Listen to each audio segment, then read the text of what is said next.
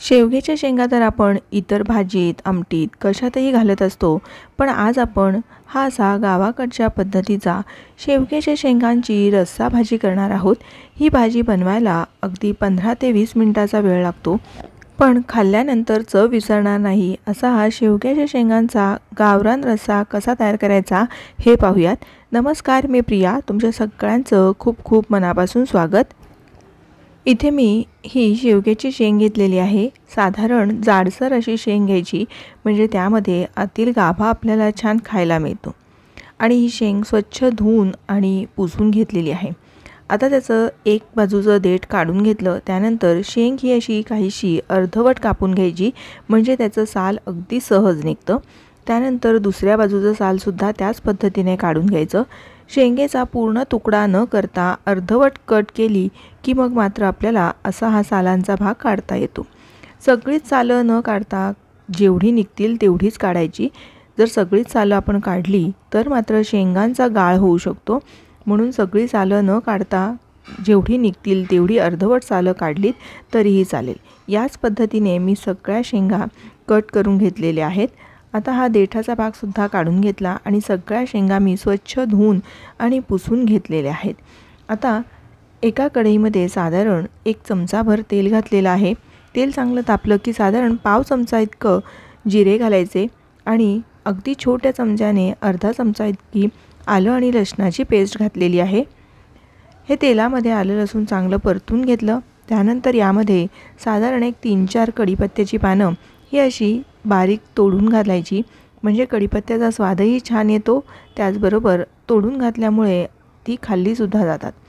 त्यानंतर यामध्ये या धुवून घेतलेल्या शेंगा घालायच्या आहेत आणि या शेंगा या फोडणीमध्ये मस्त अशा परतून घ्यायच्या। साधारण एक 30 ते 40 सेकंद या शेंगा या फोडणीमध्ये परतून घ्यायच्या। हे असं फोडणी करून त्यामध्ये शेंगा परतल्या की त्यांचं जे सूप तयार होतं ते सुद्धा चविष्ट लागतं, म्हणून या पद्धतीने करायचं। आता यामध्ये अर्धा चमचा हळद घातलेली आहे, त्याचबरोबर छोट्या चमच्याने पाव चमचा हिंग घालायचं आहे आणि चवीपुरतं मीठ घालायचं। आता इथे साधारण मी पाऊण चमचा मीठ घातलेलं आहे। हे एकदा पुन्हा चांगलं असं मिसळून घ्यायचं आहे आणि आता यामध्ये आपल्याला पाणी घालायचं आहे। तुम्हाला कितपत रस्सा हवा आहे किंवा जर याचं सूप हवं असेल तर त्या अंदाजाने तुम्ही यामध्ये पाणी घालू शकता। मी साधारण 1.5 ग्लास इतकं पाणी घातलेलं आहे। आता यावर झाकण ठेवायचं आहे आणि आपल्याला चांगल्या शेंगा साधारण 70 ते 80% शिजू द्यायचे आहेत। अगदी गाळ करायचा नाही आहे। साधारण एक 5 ते 7 मिनिटामध्ये या शेंगा चांगल्या शिजतात। या आपण झाकण ठेवूया आणि शिजण्यासाठी दुसऱ्या गॅसवर बाजूला ठेवू। तोवर इथे आपण भाजीसाठीचं वाटण तयार करतोय। वाटण तयार करण्यासाठी मी इथे लोखंडी तवा घेतलेला आहे, त्यावर 1 चमचा तेल घातलं आणि एक मध्यम ते मोठ्या आकाराचा कांदा उभा पातळ चिरून तो घातलेला आहे। आता या कांद्याचा मस्त असा तांबूस रंग येईपर्यंत चांगलं परतून घ्यायचं आहे। गावाकडे छान असं हे तव्यावर भाजून घेतात किंवा चुलीमध्ये कांदा भाजून घेतात, त्याचा स्मोकी फ्लेवर अगदी छान येतो। कांदा तांबूस रंगावर परतून झाल्यानंतर लगेच काढून घेतलं। पुन्हा साधारण अगदी छोट्या चमच्याने 1 चमचा तेल घातलं आणि त्यामध्ये पाव वाटी इतके खोबऱ्याचे काप घातले। आपली नेहमीची आमटीची वाटी असते त्या वाटीने पाव वाटी हे काप घेतलेले आहेत। हे खोबऱ्याचे काप असे चांगले परतून घ्यायचे। त्याचासुद्धा रंग बदलला, असा तांबूस रंग आला की लगेच हे खोबऱ्याचे कापसुद्धा काढून घ्यायचे आहेत, नाहीतर करपट वास येऊ शकतो। आता हे खोबरं मी काढून घेतलं। अजूनही तव्यावर बरंचसं तेल शिल्लक आहे। आता यामध्ये 1 चमचा धने, अर्धा चमचा पांढरे तीळ, पाव चमचा खसखस घातलेली आहे, अर्धा इंच आल्याचे तुकडे घालायचे आणि एक 7 ते 8 लसणाच्या पाकळ्या घालायच्या। लसणाच्या पाकळ्या लहान आहेत म्हणून मी 7-8 घातल्यात, नाहीतर 3-4 पाकळ्या घातल्या तरीही बास होतील। साधारण मिनिट 1.5 मिनिट हे चांगलं असं परतून घेतलं। लगेच आता हे सुद्धा आपण काढून घेऊ।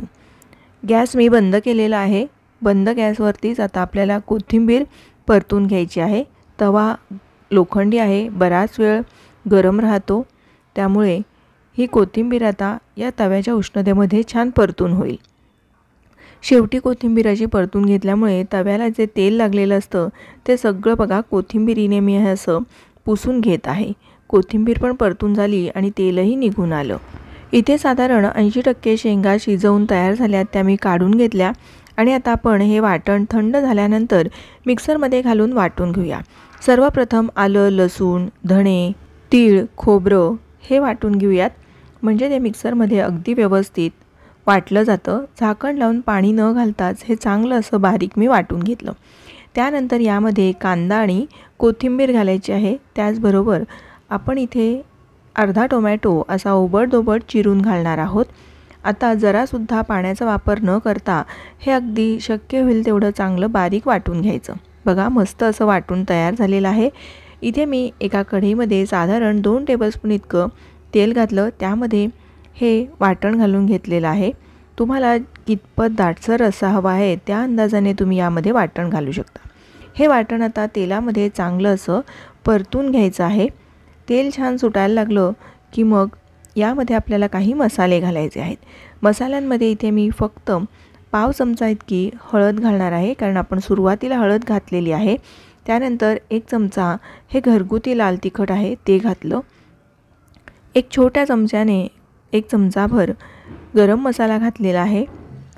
बाकी आपल्याला कुठलेही मसाले यामध्ये घालायचे नाही आहेत। आणि हे जे शेंगांचं आपण वाफवलेलं जे पाणी होतं ते यामध्ये थोडंसं घातलं, म्हणजे मसाले करपणार नाहीत आणि चांगले तेल सुटेपर्यंत हे मसाले असे परतून घेतले।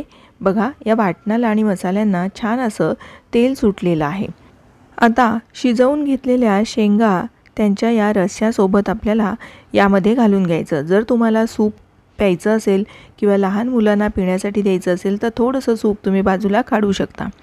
कितपत दाटसर रस्सा हवा आहे तेवढं तुम्ही यामध्ये थोडंसं गरम पाणीसुद्धा वाढवू शकता।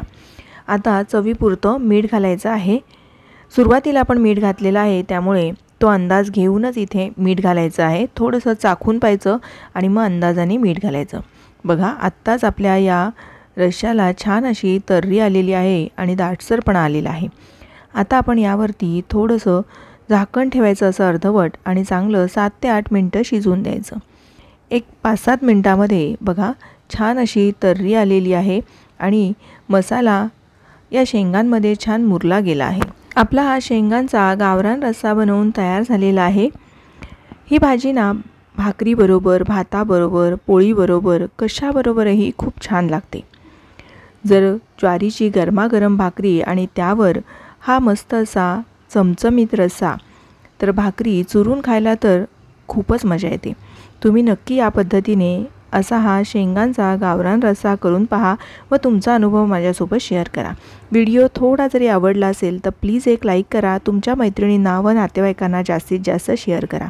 अशाच छान छान व्हिडिओज पाहण्यासाठी प्रियाज किचनला सबस्क्राईब करा व बाजूला असलेलं बेल आयकॉनसुद्धा प्रेस करा, म्हणजे तुम्हाला माझ्या सर्व रेसिपी पाहता येतील।